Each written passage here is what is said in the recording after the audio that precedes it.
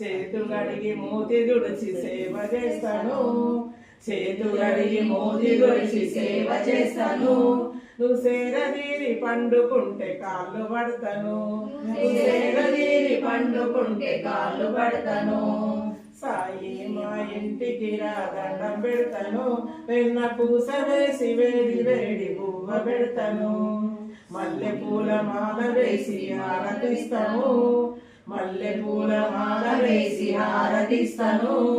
పల్లకిలో ఊరేగించి భజన చేస్తాను, పల్లకిలో ఊరేగించి భజన చేస్తాను.